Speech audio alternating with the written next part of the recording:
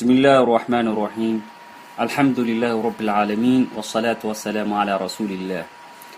walaalyaal waxaan eegaynaa culimadatan waxay fiirinayaan guryaha ay ku jiraan quraanjada togga ama waadiga ay degan yihiin maadadan iminka arkaysaan waxa weeye maada aluminum waa birtaas waxa lagu shubay meeshii waadigii ay deganaayeen quraanjadu aluminum way kuloshahay waxay gelaysaa dhulka hoose ama waxay u daadegaysaa qolkii iyo guryihii iyo dabaqyadii ay ku jirtay quraanjadu halka markay gasho quraanjo badan kulli way ku dhimanaysaa laakiin sababta research-kan loo sameeyo waxa weeye in la ogaado guryaha ay ku jiraan quraanjadu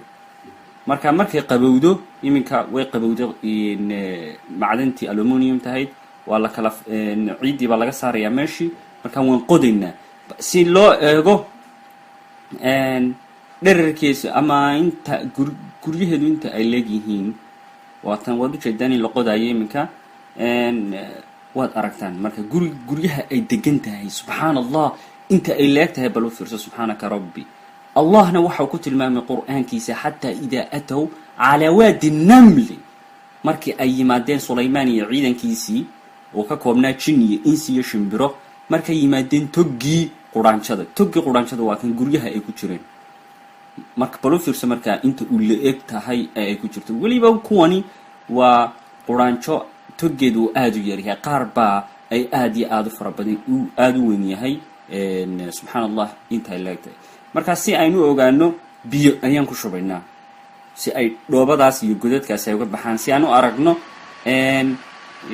qolalkii iyo dabaqyadii ay ku jireen subhanallah quraanjooyinkaas marka iminka waan u jeednaa bal u fiirso dabaqyadii ay ku jiraan subhanaka rabb hatta bini aadamka caadiga ah ayaan guryo noocaas aan dhisanin guryaha ay ku jiraan bal u fiirso wadooyinka ay leeyihiin subhanallah waa wax lala yaab waa mucjas weeye subhanaka rabb waa wax lala yaab weeye subhanaka rabb